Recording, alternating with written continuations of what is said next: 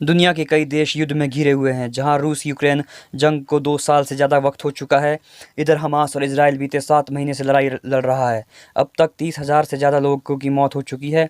इस बीच एक बार फिर इजरायली प्रधानमंत्री बेंजामिन नेतन्याहू ने कहा है कि गाज़ा युद्ध तब तक ख़त्म नहीं होगा जब तक कि हमास की शासन करने और युद्ध करने की क्षमता का खात्मा नहीं हो जाता।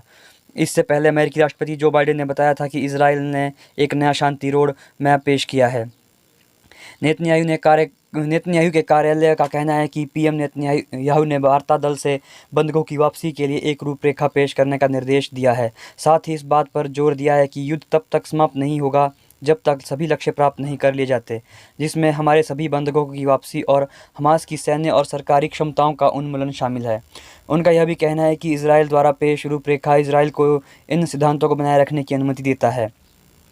8 महीने से चल रहे संघर्ष के समाधान की रूपरेखा प्रस्तुत करते हुए बाइडेन ने कहा कि प्रस्ताव 6 सप्ताह के चरण से शुरू हुआ है, जिसमें इजरायली सेना गाज़ा के सभी आबादी वाले क्षेत्रों से हट जाएगी। उन्होंने कहा कि इस युद्ध के खत्म होने का समय आ गया है। उन्होंने आगे कहा कि शांति के मौके का फ़ायदा उठाने के लिए हम इस पल को गंवा नहीं सकते। युद्ध शुरू होने के बाद से फ़िलिस्तीन के 35,984 लोग मारे गए हैं और 80,643 अन्य घायल हुए हैं। फ़िलिस्तीन स्वास्थ्य मंत्रालय ने दावा किया कि आईडीएफ ने गाज़ा पट्टी में 8 नरसंहार किए। इसमें आगे कहा गया कि कई पीड़ित अभी भी मलबे के नीचे दबे हैं या सड़कों पर है, इसलिए एम्बुलेंस और नागरिक सुरक्षा दल उन तक नहीं पहुंच सकते। उधर रॉयटर्स ने जानकारी दी है कि राफा में इजरायली हमलों में कम से कम 20 फ़िलिस्तीनी नागरिकों की मौत हो गई है।